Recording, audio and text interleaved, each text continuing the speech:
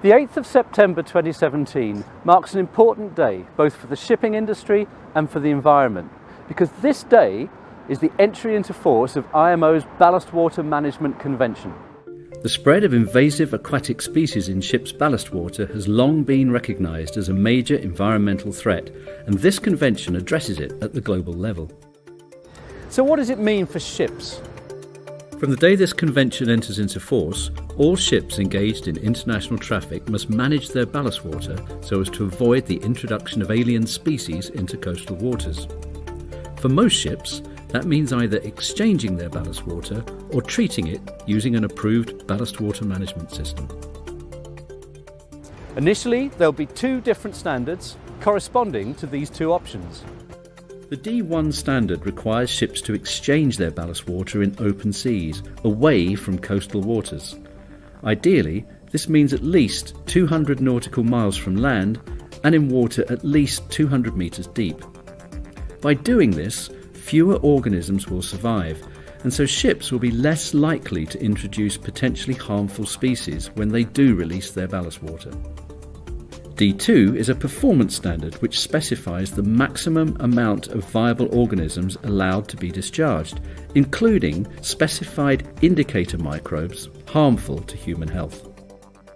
From day one, all ships must conform to at least the D1 standard, and all new ships to the D2 standard.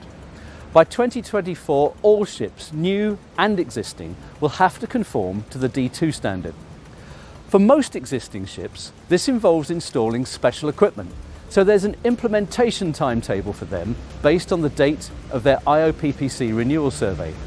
But implementation of the convention actually begins straight away.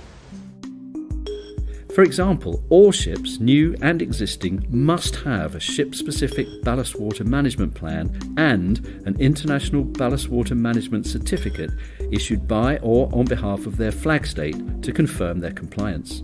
Not only that, all ships will also have to carry a ballast water record book to provide evidence that ballast water procedures have been carried out correctly. And all ships will be subject to inspections by Port State Control to confirm compliance, which may include actually sampling a ship's ballast water as well as inspecting the documentation. So what does this mean for the environment? Well, it's good news, and again, from day one.